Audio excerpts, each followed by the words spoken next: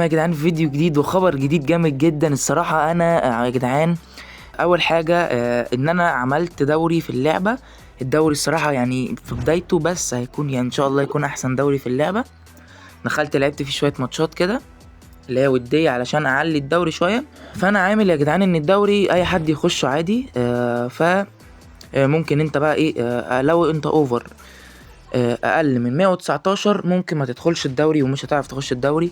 لو انت اكتر من 119 او 119 هتعرف تخش الدوري. يا جدعان الدوري ان شاء الله يكبر بينا، بس انا منتظر ان احنا نبقى ناس كتير جوه الدوري او اعضاء كتير جوه الدوري علشان نكبر الدوري مع بعض ونعمل نشاطات ونعمل مسابقات.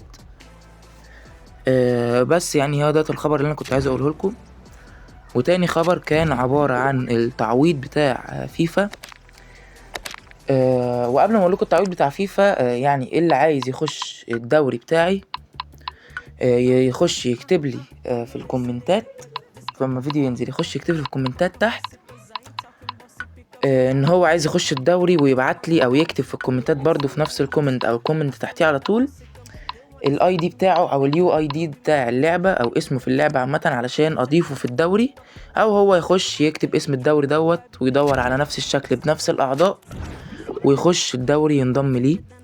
وان شاء الله يعني انا مش هطرد اي حد من الدوري غير اللي ملتزم.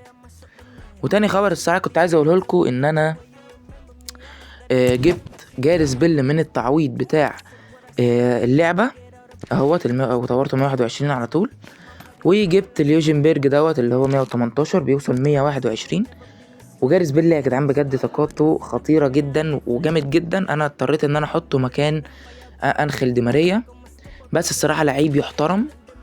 بصوا هو لعيب يحترم الصراحة، يعني لعيب طاقته حلوة وكل حاجة. وان شاء الله التعويض بتاع النهارده يكون اجمد بكتير. ولو عايزين ننزل لكم فيديو عن التعويض بتاع النهارده اكتبوا لي برده في الكومنتات. وبس كده ده كان فيديو بتاعنا. يعني كنت بس حابب اعمل لكم فيديو على السريع كده بس عشان تخشوا الدوري بتاعي، علشان ان شاء الله هنعمل مسابقات وهنعمل حاجات كتير جدا.